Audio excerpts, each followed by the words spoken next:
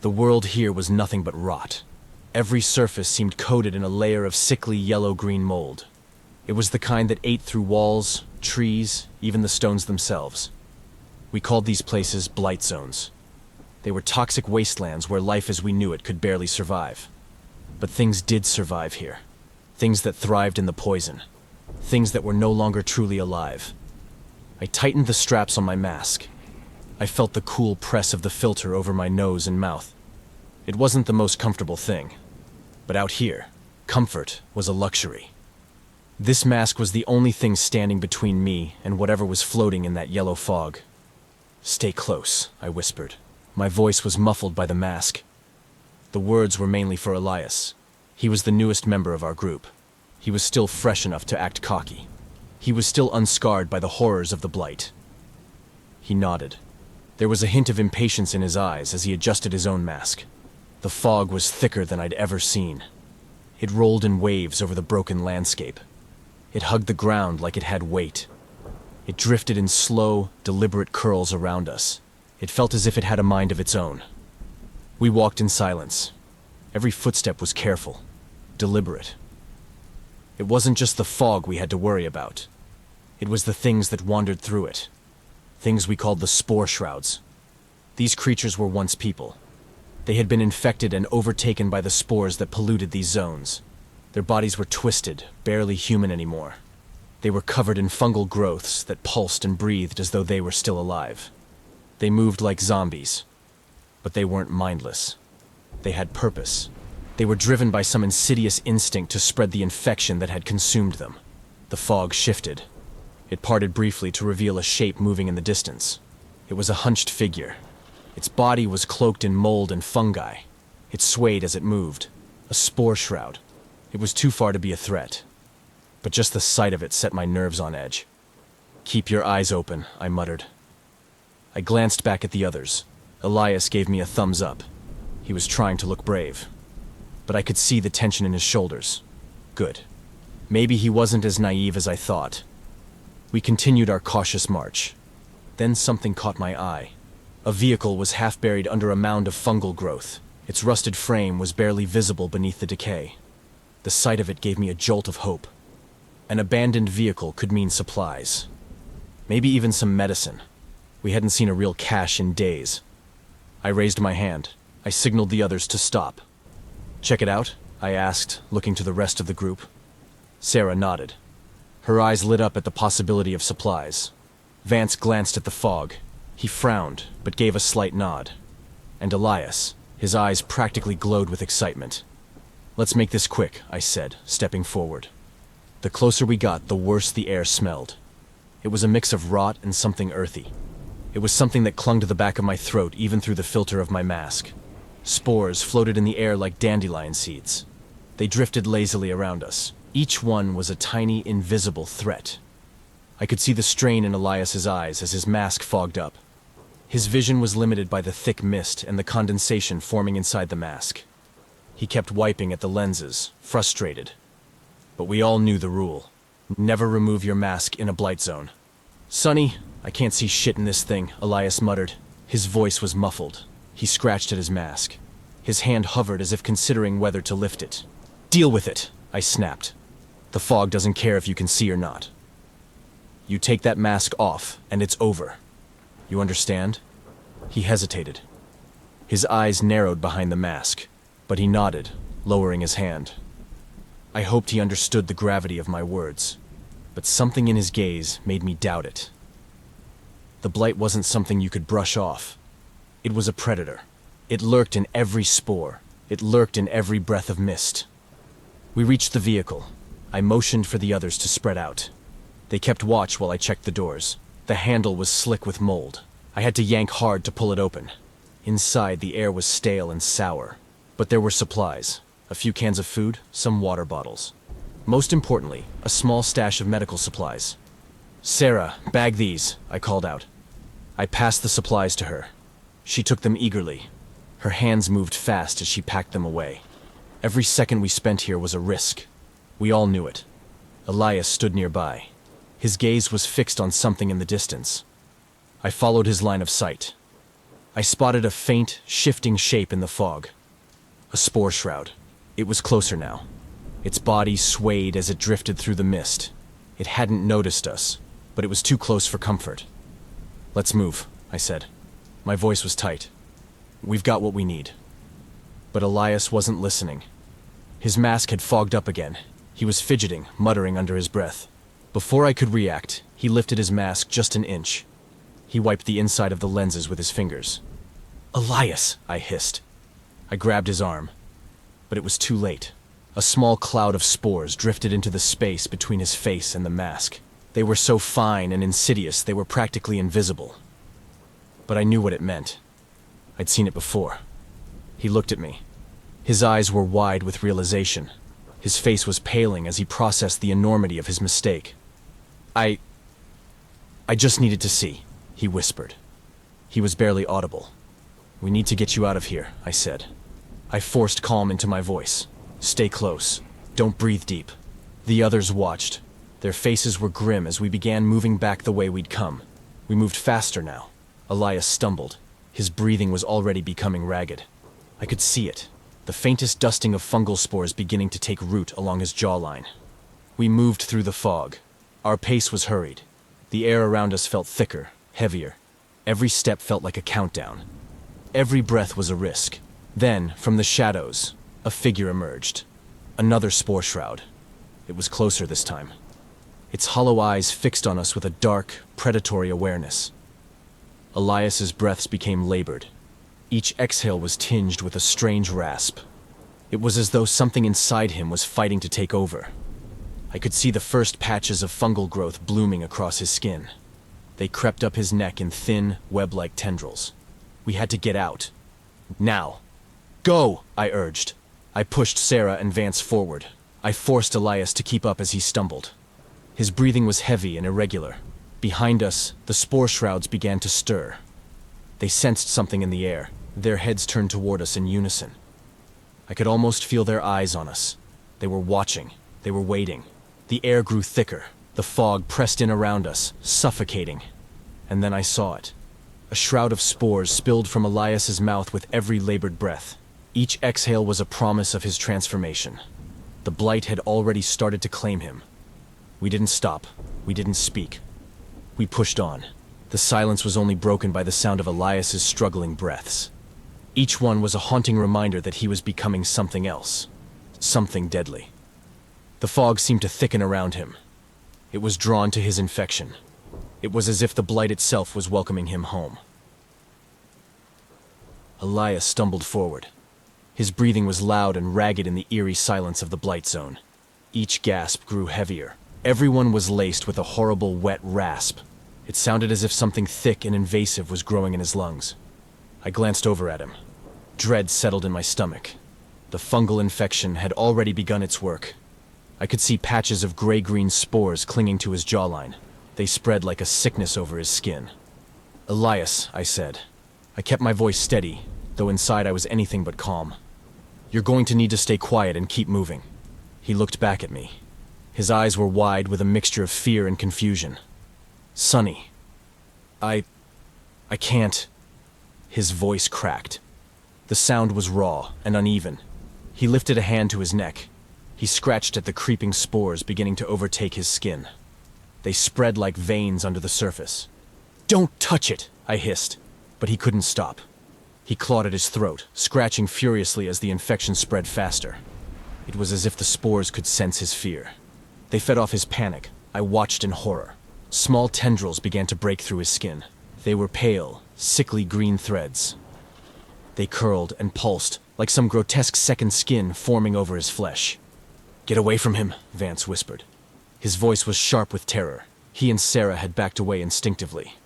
Their eyes were wide with horror as they watched Elias's transformation unfold. Elias doubled over. His fingers clawed at his own flesh as if trying to tear the infection out. He gagged. His whole body convulsed. Then he coughed. It was a violent, shuddering sound that echoed through the fog. I recoiled. A spray of spores erupted from his mouth. They floated in the air like toxic dust. The fungal growth spread faster. They crawled up his face. They wound around his eyes and nose. His skin turned pale. It was mottled with patches of dark green and gray. The veins beneath his skin darkened. They pulsed as the spores invaded every inch of him. His eyes were the worst. They lost their clarity. They clouded over with a milky fungal film. He looked more like a corpse than a man. "Sonny," he choked out. His voice was barely a whisper now, raw and hoarse. I can feel it. It's inside me." I stepped back. My heart pounded as I fought the urge to turn and run. "Just stay calm," I managed. We both knew that there was nothing calm about what was happening to him. Nothing calm about the spores overtaking his body. They were consuming him from the inside out. Elias's fingers went to his chest. He dug into his own skin as if trying to claw something out. I could see the bulge of fungal tendrils beneath the surface. They writhed just under his flesh. They pushed outward like something alive, something trying to escape. His nails tore into his own skin. Small wounds opened, oozing a thick, greenish fluid. The substance was foul-smelling. It clung to the air like rot. "Please," he gasped. His voice was almost unrecognizable. It was warped by the infection. I don't want to..." Before he could finish, he was seized by another fit of coughing. Each spasm was more violent than the last. His body lurched, bending forward. His mouth opened wide. A sick, gurgling sound escaped his throat. Then it happened. His chest convulsed. A thick, rope-like strand of fungus pushed its way up from his throat. It slithered out of his mouth with a wet, choking sound. I stumbled back. Bile rose in my throat. The fungal tendril hung from his lips. It twitched like some nightmarish parasite. It pulsed in time with his labored breaths. Elias's eyes rolled back. His entire body shuddered as the infection took full control. It contorted him into a horrific shell. He was something beyond human. Elias, please," Sarah whispered. Her voice was filled with helpless horror, but he didn't respond. The person we knew was gone. He was buried beneath layers of fungal rot and decay. Then he looked up at us. His eyes were empty. They were clouded over with that sickly white film. There was no recognition in his gaze, no trace of the man we'd known. He let out a low, guttural sound. It was a moan that sounded more like an animal than a human. His body swayed as if drawn by some unseen force. The transformation was complete. Elias was no longer Elias. He was something else. He was something monstrous. He was a creature overtaken by the spores. He was a walking infection. We have to go," Vance whispered. His voice was shaking. "Now." But it was too late. Elias, or what was left of him, lunged forward. His movements were jerky, uncoordinated, but they were powerful. His hands were twisted and claw-like. Fungal tendrils writhed along his fingers. They sought anything living to latch onto. Sarah screamed as he lunged at her. His infected fingers grazed her arm. She stumbled back, narrowly avoiding his grasp. I grabbed her, pulling her away. Elias continued to thrash. Each movement released more spores into the air. The fog around us thickened, darkened. It was as if the blight itself was reacting to the infection's spread. "Run!" I shouted. I dragged Sarah with me as we sprinted through the fog. Vance was close behind. The sound of Elias's heavy, uneven footsteps pounded behind us. They were relentless. His moans were twisted and guttural. They sounded like something out of a nightmare. We tore through the underbrush. The blight clung to us. The fog was thicker than ever. With each step, I could feel the spores creeping closer. It was an invisible cloud of death following in our wake. The sound of Elias's movements grew louder, closer. It was as if the infection had given him new strength. It was as if it had given him new purpose. Then I felt a tug on my arm. Sarah had fallen. Her foot had caught on a root. I turned to help her. But Elias was already upon us. His eyes were blank. His mouth was open in a silent scream. Fungal growths burst from his skin. They reached toward us like grasping fingers. With a surge of desperation, I yanked Sarah to her feet. I stumbled backward as Elias reached out. His hand brushed my shoulder. It left behind a trail of spores that clung to my clothes like ash. I shoved him back. I watched in horror as his body convulsed. More fungal tendrils burst through his skin. They wrapped around his limbs. They transformed him into a grotesque, twisted mass of rot and infection. He let out one final, haunting moan. Then his body fell still. He stood there, frozen in a ghastly tableau. He was a living corpse held together by nothing but fungal decay. The fog wrapped around him. It thickened as if to consume him whole. I knew with a sickening certainty that he was lost to us forever. Breathless, heart pounding, I turned to Sarah and Vance. We need to get out of here, now. We staggered away. I stole one last glance at what had once been Elias. He stood alone in the fog. His empty eyes stared into the void. Spores floated around him like a death shroud. I knew that no one could ever survive the blight, not without paying a terrible price. The fog pressed around us. It was heavy and silent. It swallowed our footsteps as we staggered through the Blight Zone. My breaths came in shallow gasps. The mask pressed tight against my face. I didn't dare take a deeper breath. Each inhale seemed to pull in the thick, spore-laden air. The air was tainted by Elias's transformation.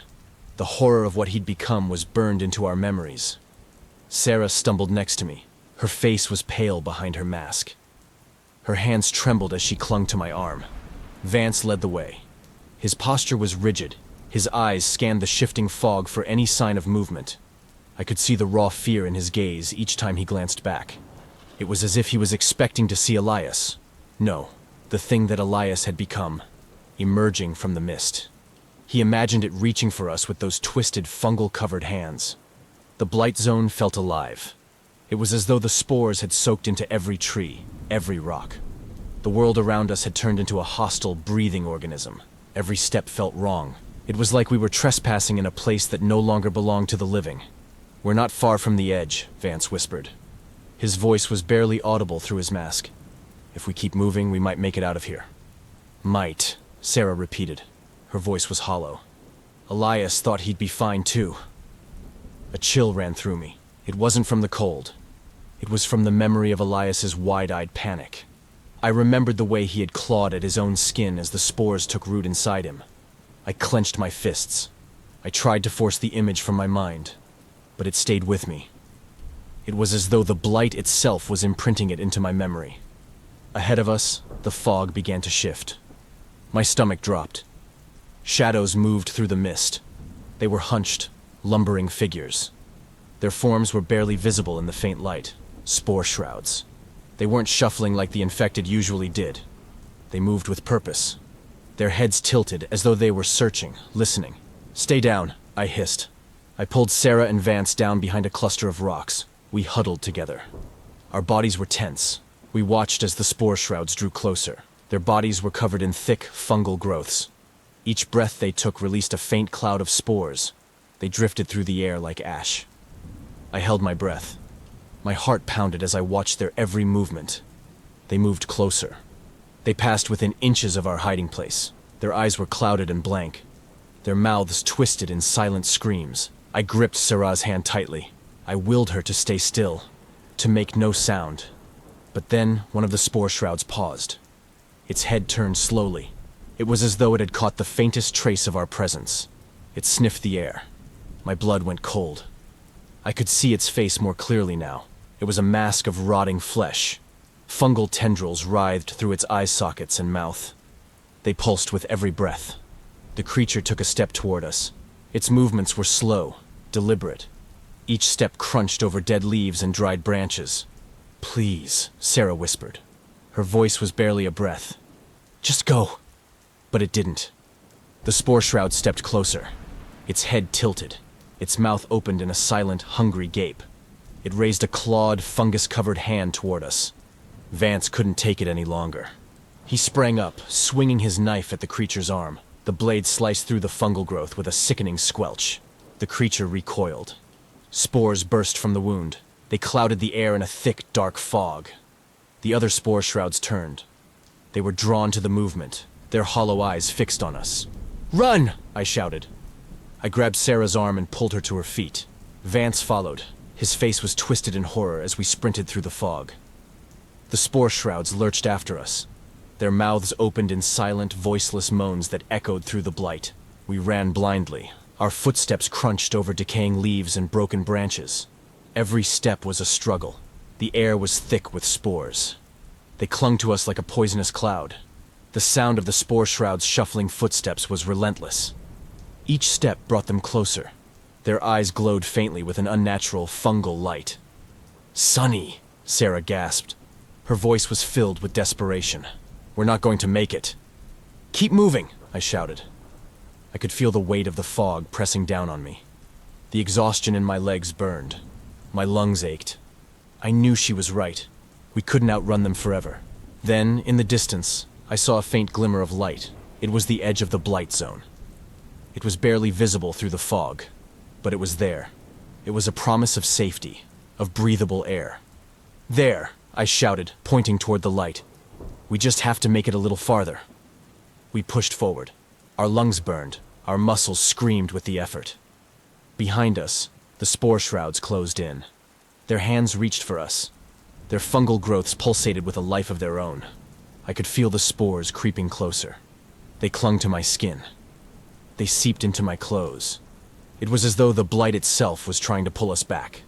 Vance stumbled. His foot caught on a twisted root. He crashed to the ground. His mask was knocked askew. The Sporeshrouds surged forward. Their eyes locked onto him. They were drawn to the exposed flesh on his face. "Sonny! Help me!" Vance's voice was a raw, desperate scream. His hand was outstretched as the creatures closed in. I hesitated. Every instinct screamed at me to keep running, to leave him. But I couldn't. I grabbed a fallen branch. I ignited the end with a lighter I'd kept hidden.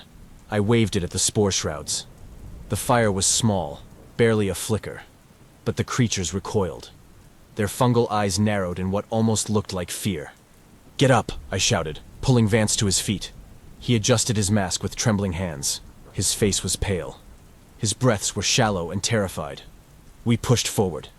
Our last burst of strength carried us through the fog. The faint glimmer of light grew closer, brighter. The Sporeshrouds hesitated at the edge of the fire's glow. Their movements slowed as they retreated back into the blight. Their forms disappeared into the haze.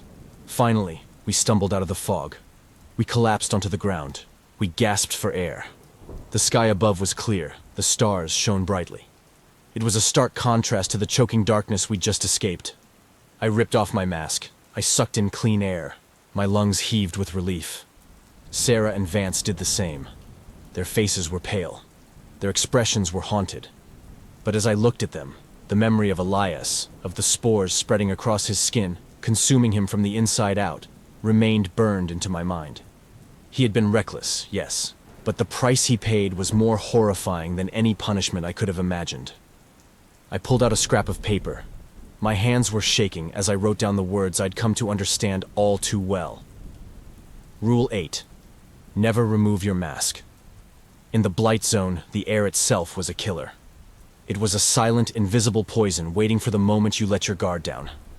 And now, with the memory of Elias's transformation forever etched into my mind, I knew I would never forget that rule. Some mistakes you only make once.